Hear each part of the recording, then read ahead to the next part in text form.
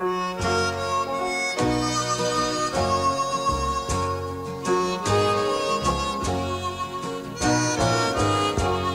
all you young rebels, and list while I sing, for the love of one's country is a terrible thing. It banishes fear with the speed of a flame, and it makes us all part of the patriot game. My name is O'Hanlon, I've just gone 16. My home is in Monaghan, that's where I was weaned. I've read all my life, cruel England to blame, and so I'm a part of the patriot game. It's barely 2 years since I wandered away with a local battalion of the bold IRA. I've learned about heroes and wanted the same, to play out my part in the patriot game. They told me how Connolly was shot in the chest, his wounds from the battle all bleeding and bare, his fine body twisted, all battered and lame. That soon made me part of the patriot game. This island of ours has for long been half free, 6 counties still under John Bull's tyranny. So I gave up my boyhood to drill and to train, and to play my own part in the patriot game. And now as I lie here, my body all holds, I think of those traitors who bargained and sold. I wish that my rifle had given the same to the quislings who sold out the patriot game.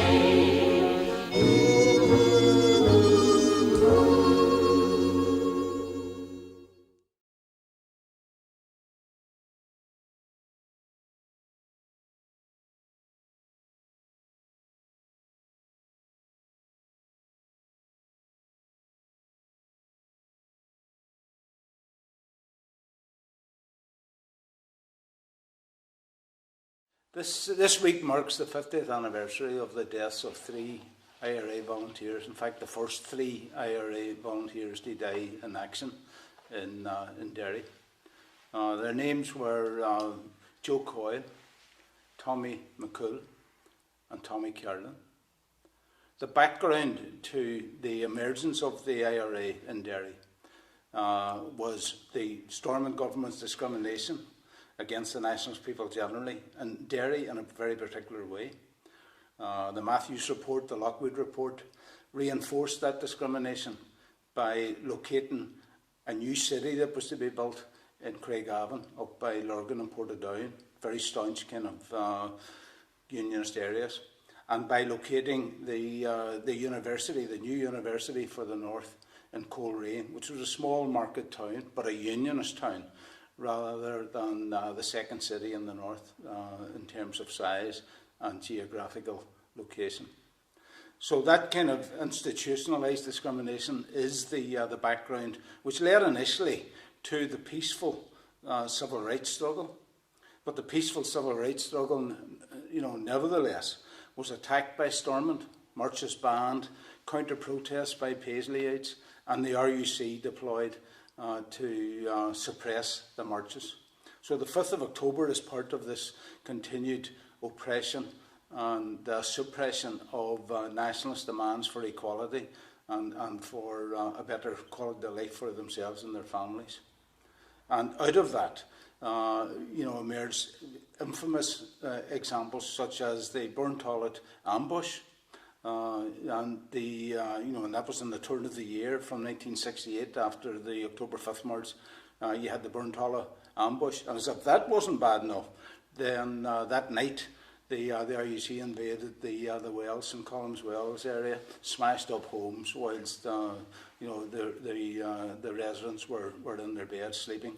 So all of that built up to a growing kind of confrontation between the Stormont government and the RUC, basically as their storm. Culminated in another infamous incident in which Sammy Devaney was savagely beaten by an RUC squad, and 2 months later died of his injuries.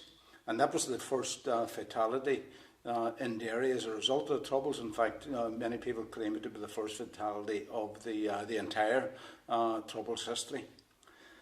And that itself set the scene for the impending Apprentice Boys March in August of that year.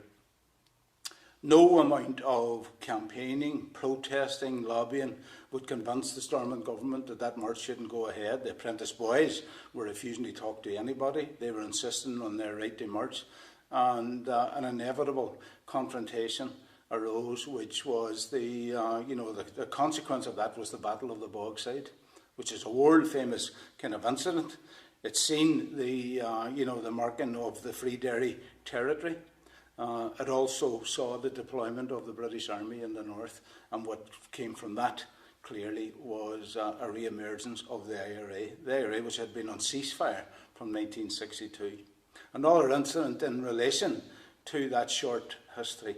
In 1966, the Unionists and the Loyalists reorganised the UVF, and their first action, this was 1966, before the civil rights or any other, their first action was to declare war on the IRA, who were on ceasefire for 4 years already at that point. So you could see not only the insecurity of the Unionist community, but also their vindictive discrimination against any form of nationalist or Republican opinion in the north. And it was in that context that we have to come to understand what was emerging. The tragic deaths of the 3 IRA volunteers and 2 young children in the premature explosion in Dunree Gardens in itself was the culmination of a process that had radicalised and politicised a whole generation of young people in particular who were to become the backbone of the Republican struggle in Derry for a generation to come. My first memory of my father was going up the Crumlin Road with my mother in a beer lorry driven by Patsy Heffern. And Patsy dropped us off, and I remember as well, I remember years later then, because when I was in prison myself in 1973, and the cops were bringing us in, the screws were bringing us in through the circle there, and it just dawned on me, deja vu, I've been here before. And that sounds weird and thingy, but that's a fact. It came flooding back to me. I mind coming up here to see my father, We're growing up in a bungalow, the very, very young memories, obviously, it's photographs, you know, as a young child, days away, you know, Buncrana, Portrush even. And then I had 2 older sisters, an older brother, and then 3 younger sisters and a younger brother. So there was 8 of us in the bungalow. So there was always plenty going on in it. You know, it never wanted friends. There was always somebody's friends in the bungalow. My mum and daddy had no problem. Friends was always allowed in, welcome in the house. Cousins would have visited the house. They just called in passing or things like that, you know. Children, parties, big parties with all the cousins. My mum and daddy was very family orientated. You know, they wanted to visit family and welcome family into the house. And then as you get to realise, my daddy, well, she probably might have already heard before, he sold toffee apples and toffee tarts. So there was always a knock at the back door looking for to buy the toffee tarts and toffee apples or whatever. So we had a wee enterprise going on there and always an extra shilling, you know, to help, I suppose, keep us all, because there was 8 of us, you know, when we were all there. So it was happy childhood memories. People think because I was only 6 when Daddy died, I didn't have a lot of memories, but I do. There was 8 of us. The youngest was 2, which was Sinead, and the eldest was 15.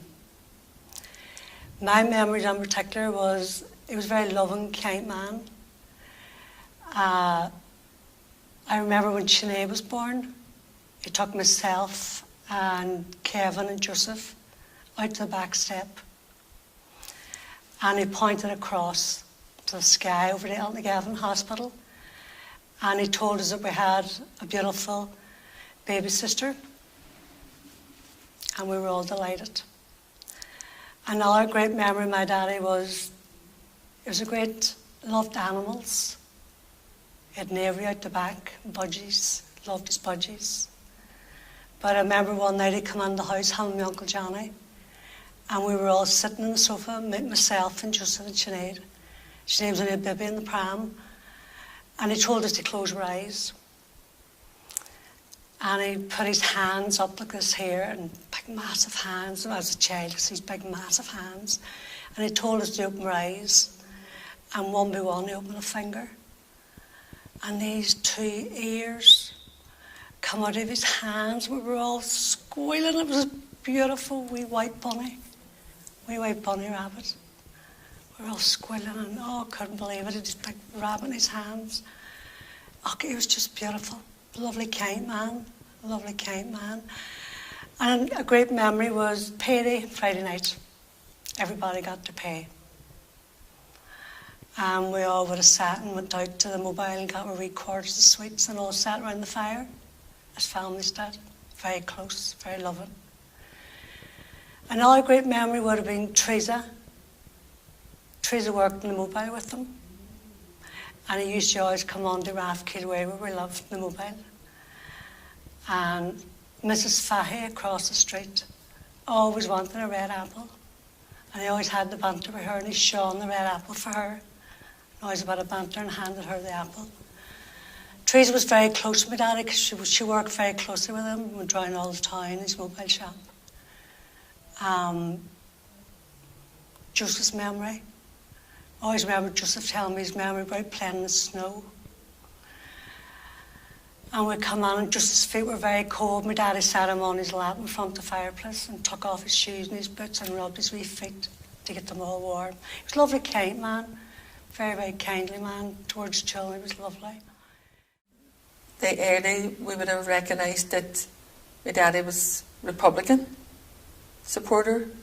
I always remember a tricolour, or it being flown at Easter Sunday and Easter Monday. He put it out at 8 o'clock and he brought it in again at 8 o'clock. And even if we were away for the day to Buncrana, you had to be home. No such thing as it'll do for another half hour. You had to be home for it.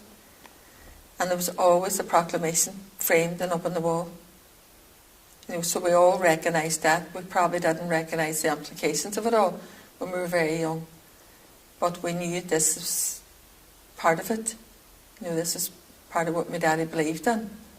And that was, you know, so then my daddy, I would have said, would have been very community interested in helping people with jobs, or maybe going down and fighting for somebody to try and get them a house.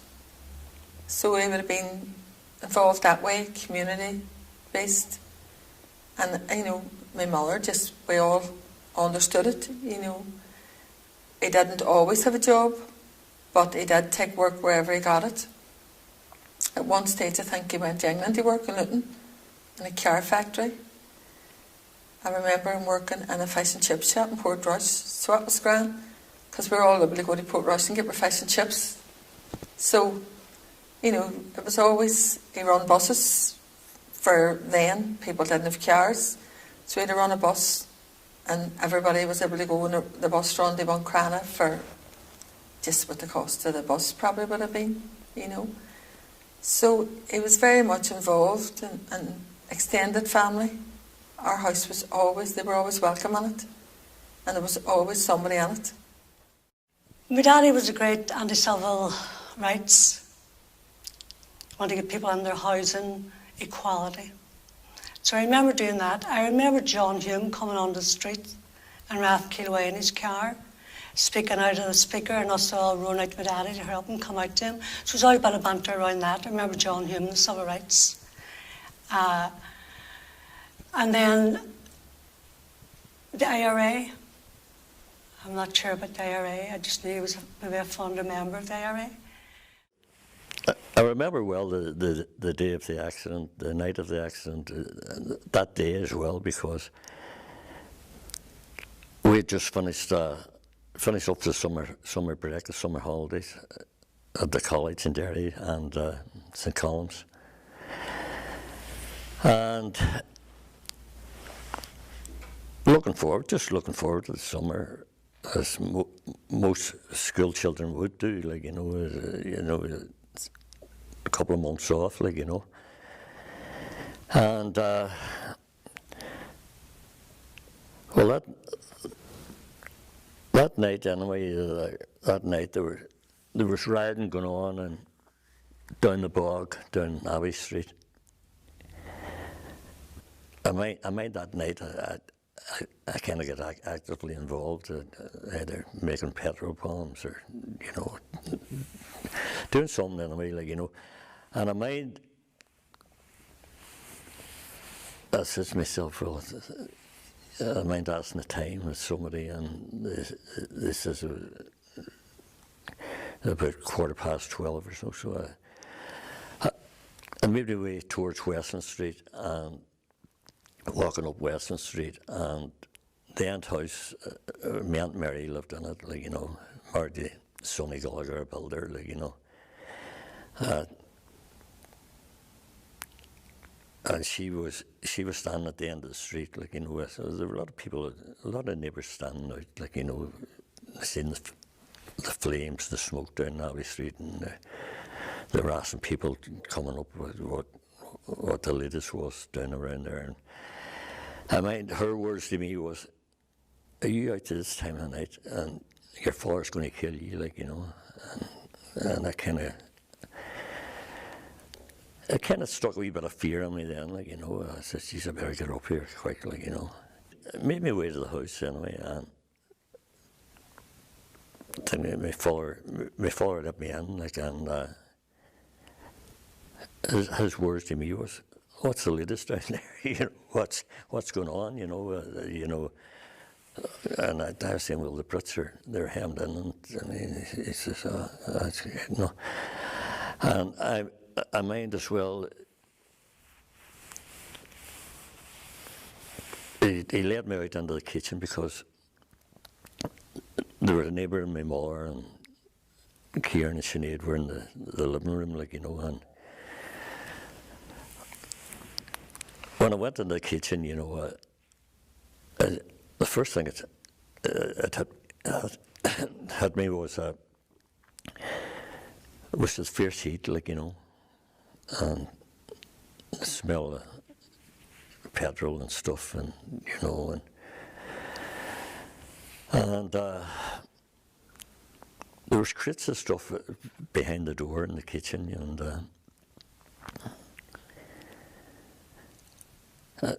Joe Coyle, Joe was in the kitchen with my father, and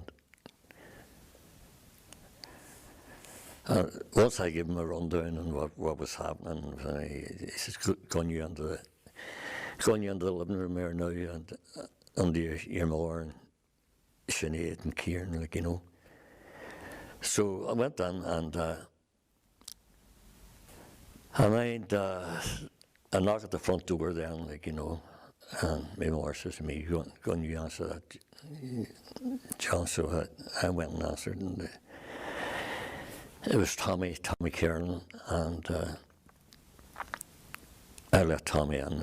I said to Tommy, my father already says to me, they were expecting anybody coming just to lead them out in the kitchen, like, you know. So I just says to Tommy, in the kitchen there, like, you know. And I remember as well the minute Tommy, like once I told Tommy that they were in the kitchen, Tommy made his way. It's only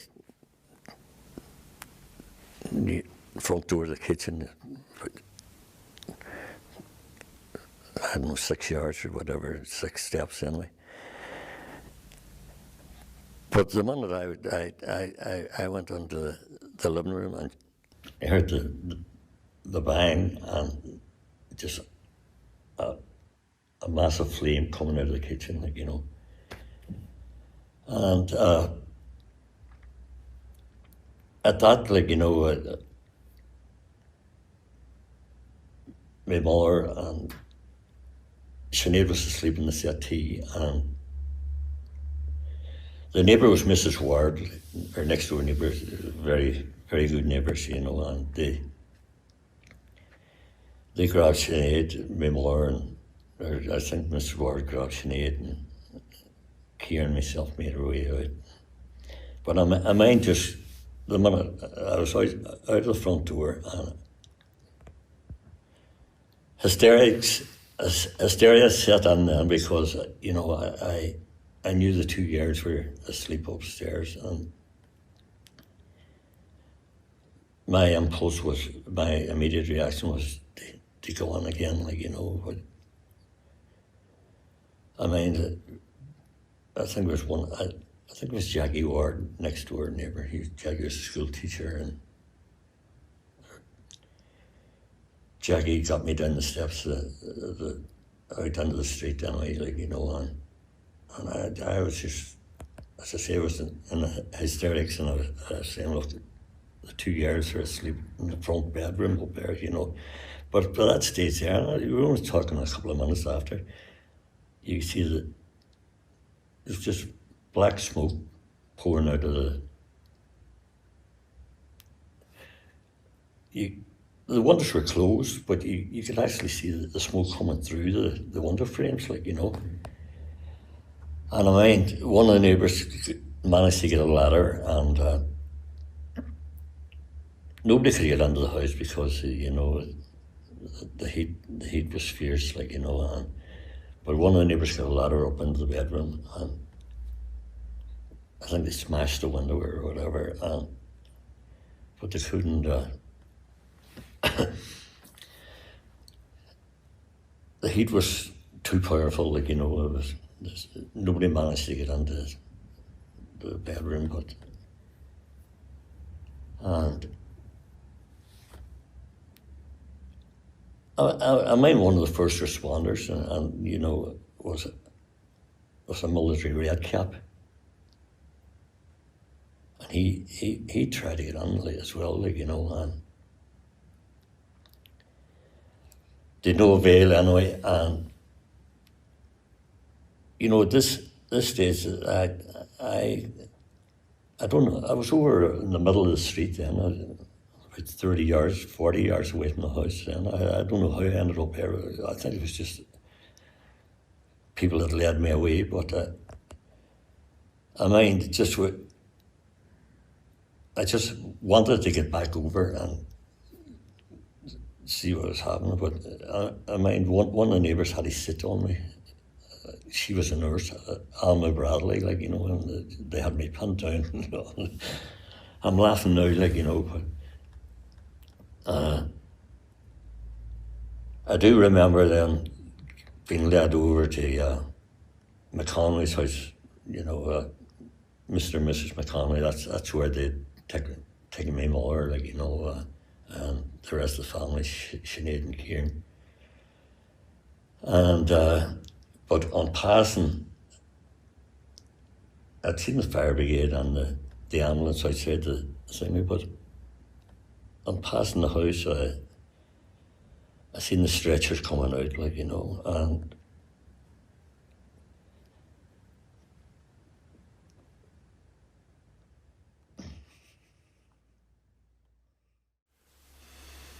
the day that I called the accident happened, my daddy left. He was very great way out of McAteer. So his brother had passed away and there was a big funeral in Belfast. So my daddy left to go to Belfast. He turned back to the house, I think to change his tie or something stupid. And he left, but we didn't know. My mummy never knew that he must have left. Now the trouble was really bad on that day down the town.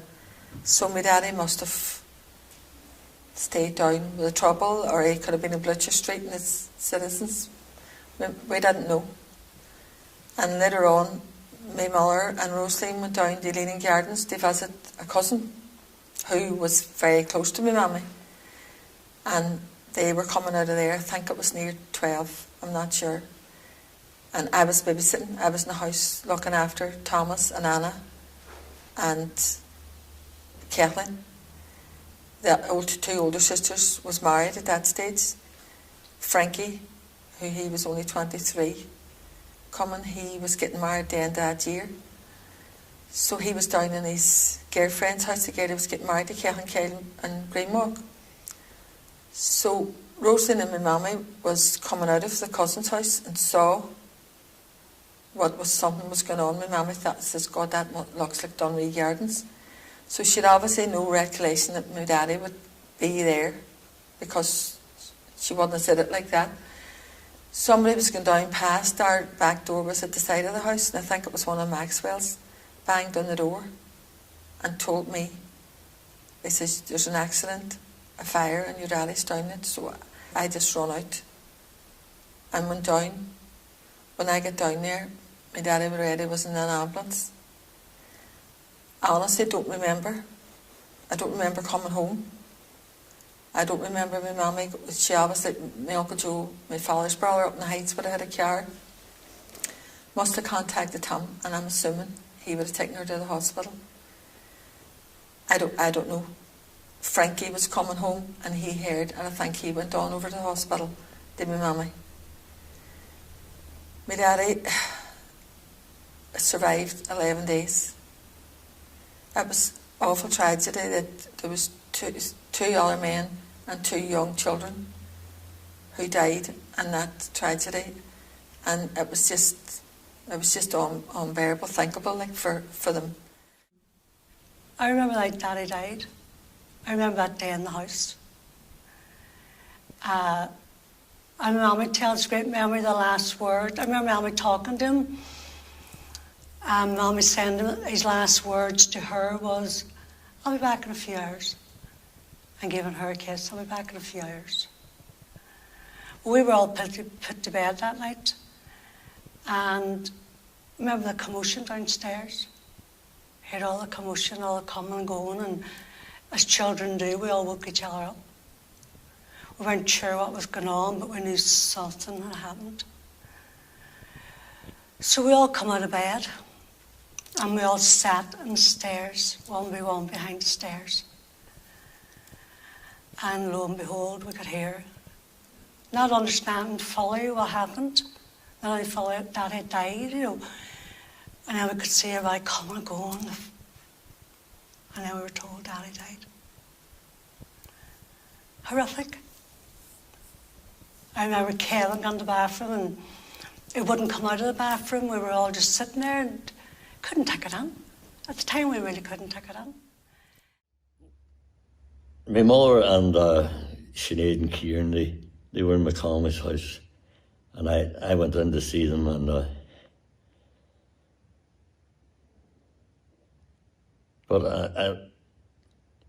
prior to going into McCool's, when I was passing by the house again, and the ambulance and the fire brigade, I seen the stretchers coming out, and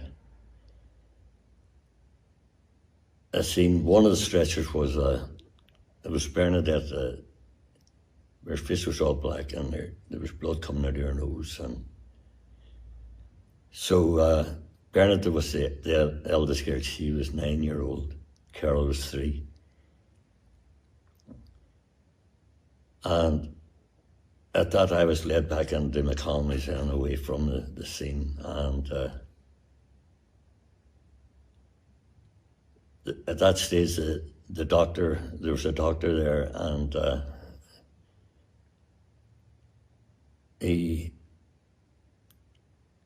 was looking after me more and whatever, but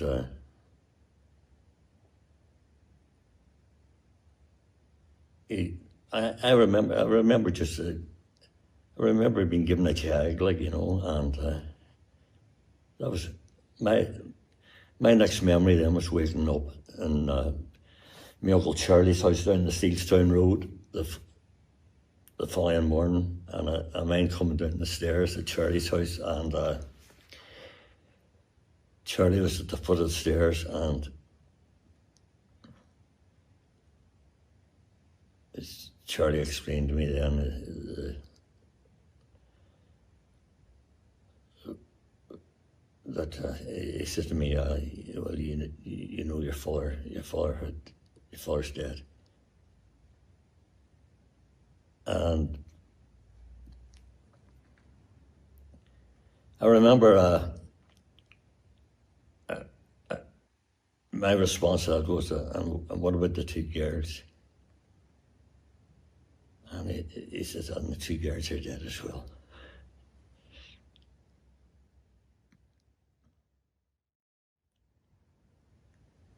I remember then, my mother at this stage then was, she was staying with Sinead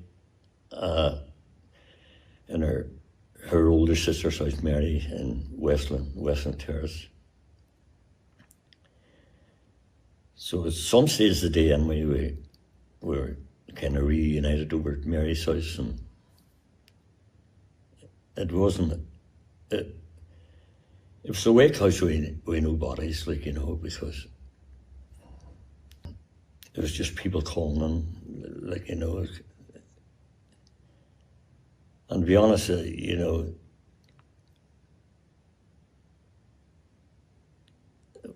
I don't think.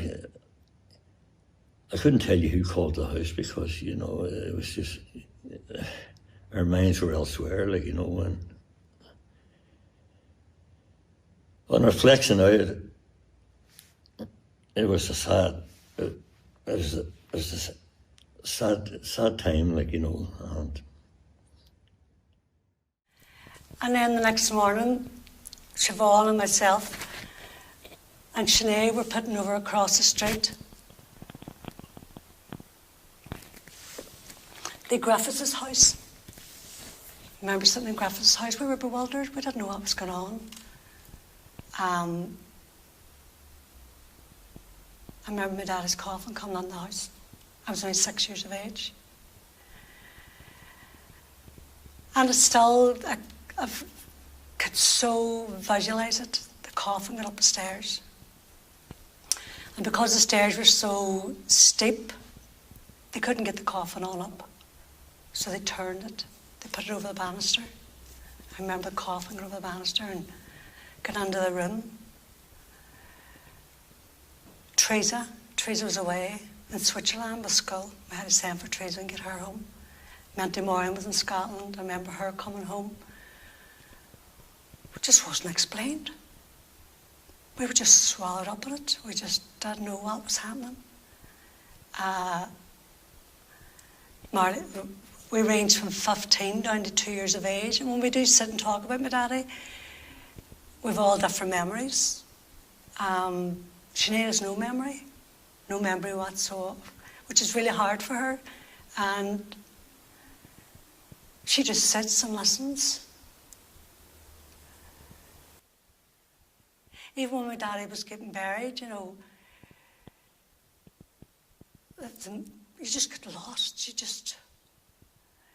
One moment we were going to the cemetery, and then next minute we were going to the chapel, and we were just lost. Nobody really looked after us. We weren't looked after. It was never explained to us. My daddy survived 11 days.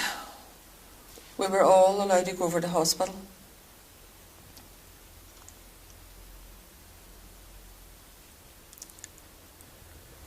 It was a terrible time for us all, that 11 days. Watching my daddy. It was awful for my mother.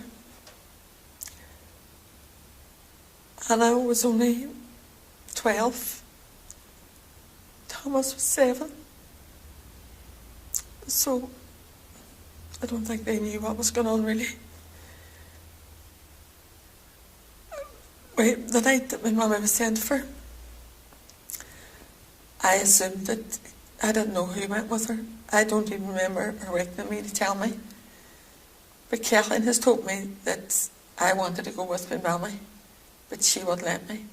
She wanted me to stay with her. She was just 14. So I stayed in the house, and Frankie was with my mummy. And then the next morning, the cousin who lived up in the Heights came down and he told me that my daddy had passed away. So I had to tell the rest of them. I had to tell Anna and Thomas that my daddy had passed away. I hadn't a clue what to do. So I ran over to Newton's, over the street. And as it was then, whoever opened the door just said, "Mammy's in bed, go on in there." So I went in and told me, and she, to be fair, got the eldest son to come over to the house to see what we needed to do. The funeral, as it was for anybody then that lost someone in the Troubles, it's just as if you're getting swallowed up in the media and the crowds, and it's like sort of sitting back and watching as if it's happening to somebody else. I don't think my mammy ever was the same after that. I don't think any of us really, you know, but as I said to you outside, you know, there was nobody we could talk to, there was nobody we could ask questions. You know, I think we all grew up pretty quick. After that, you know, the family was split up, and we were homeless. Like, the house was under repairs anyway, but I stayed with my mother's sister, my Aunt Mimi, in Cragen Street, and I stayed between there and the granny's house in Moore Street as well. And my mother was still in Westland Terrace with her sister Mary and Sinead. I'm not sure where Kieran was, you know. Kieran could have been in Mercy as well, you know, but we were split up anyway, and that was from the accident June 27th, like, you know, and in the meantime, then, like, you know, just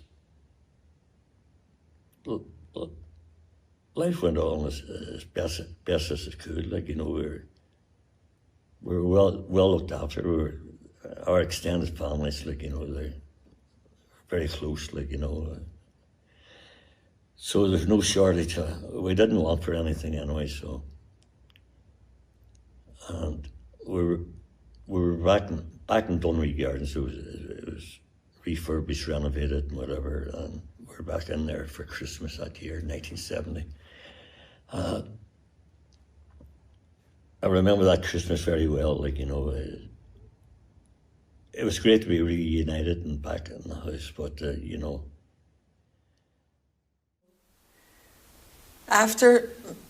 after that, my daddy died, we were all kind of concerned then that, you know, looking after my mommy, doing things for her, because my daddy would have done a lot. You know, he put us out to school. Every morning he put us out to school. And it was, I think my mommy's health started to go down after that. She just wasn't the same person. She aged. She was still there for all of us, no matter what. You know, but...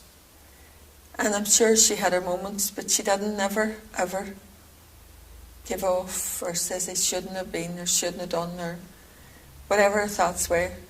She just didn't, you know, make them view them to us. She didn't want to. But she carried on. She carried on supporting everything that went on.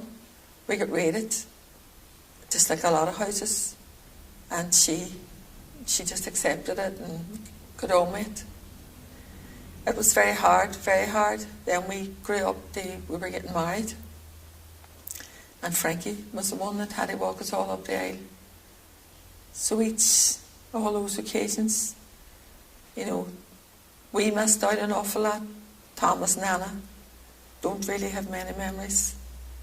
Thomas listens to us because he was only 7. His best memory would be 1970, after the provisional split. My daddy was in uniform in Celtic Park. We have a photograph of it. We all have one each. Thomas was there that day in his wee Scouts uniform.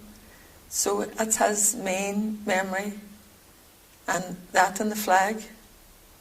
You know, we look back and things, and those things that we have, like photographs, and they're all important to us.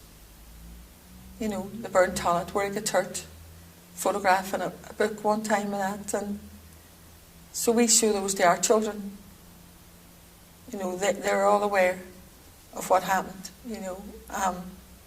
They all know we weren't sure of the full story, but all these wee things and anything that they see, photographs, books, and that brown kiss that he had, that was often brought out. My mammy gave it to me years ago, and that was often brought out and looked at. There's not a lot in it, but there is bulletins, the original bulletins from the Citizens Association in Plutcher Street. There's still 2 or 3 of them in that. And they're just something that was belonged to my daddy that he felt important enough to keep. You know, the tie he wore, he always wore the tie with a harp on it at Easter now, so we have that.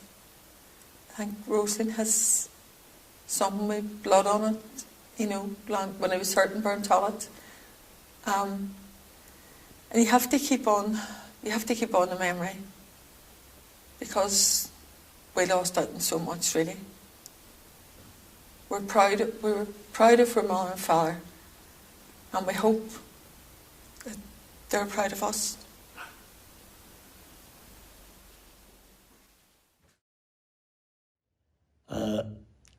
Now, my mother, this is on reflection now, you know, we take a lot for granted. You're 15-year-old, like, you know, you don't appreciate, like, you know, what she went through, like, you know, and it's just now,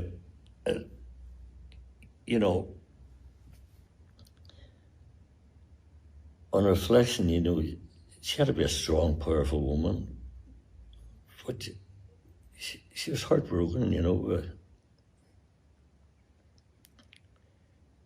Like, I remember before I was lifted and all, like, you know, and coming into the house, and, you know,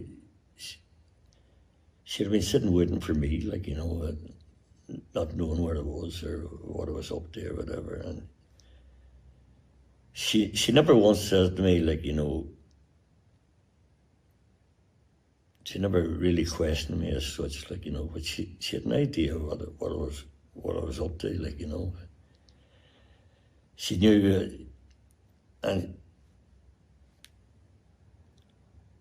she was probably fearful of it as well, like, you know, I was going to follow in my father's footsteps, like, you know. And the early days back in Dunree, anyways, you know, 71 after the accident and all, like, you know,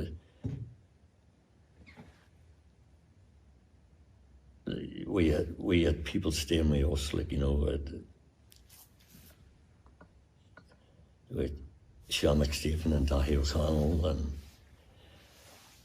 and as a young man then, you know, it's meeting these people and saying, and them talking so highly of my father and whatever, you know, I kind of reinforced it, you know,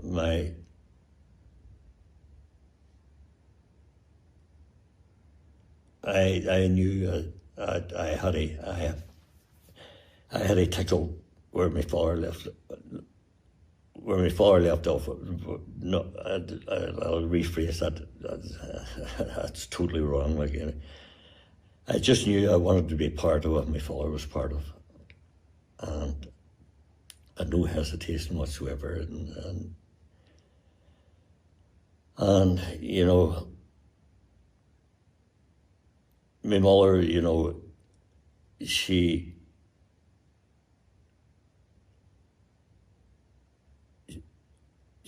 welcomes all these people into her house, and you know, and I suppose it was some kind of solace as well for her, you know, that, you know, hearing these people talk so highly of my father. And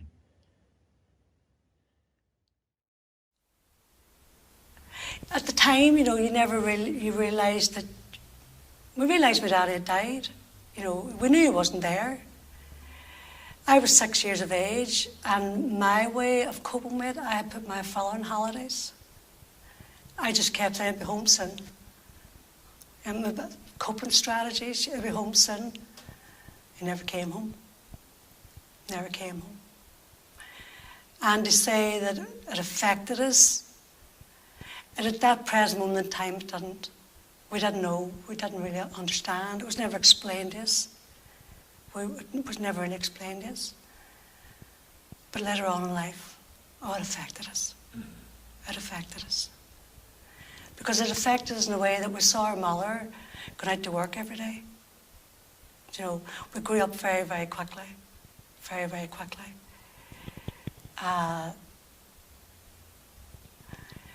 He wasn't at our weddings. I never seen any of our children be born. Never walked us up the aisle. You know, our protector, he was our protector. The father of the house was our protector. He was gone. And you saw your mammy taking on all the roles. She was a protector, the nurturer.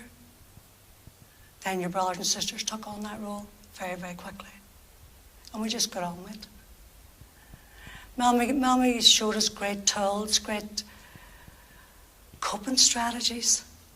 Coping strategies. The boys must have been out of terrible. I remember Kevin telling the story that when Kevin came of age, he was down around the bars, trying to hear stories of my daddy, trying to find feedback of his father. Affected him massively, affected the boys massively. We still had the mother energy. They had no father whatsoever, no male energy around the house. Show them what to do, how to work with tools, and things that a father showed their sons, you know. But we all stayed very, very close. We all helped each other out. And one by one, everybody got married and moved on with their lives. I would just love, God, I would just love to have one memory of him with all us now. You know, what we missed out on. Not in terms of materialistic things, because my mummy cared for us very well in that, but to have a daddy.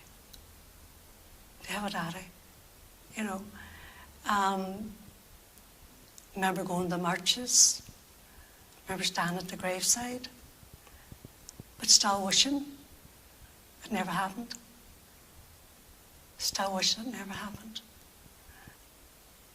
To see our mother every day struggle, you know, to bring us up. She shouldn't have had to do that. She shouldn't have had to do that. I wish she was here. I wish the Troubles had never happened. I wish we had it all votes and had equality and lived happily ever after. But I respect my father and I honour his decision. I honour his decision for what he believed in and how much he loved Ireland. But I do wish he was here. He was 44 years of age. He turned 44 on the 22nd of June, and he died on the 27th of June.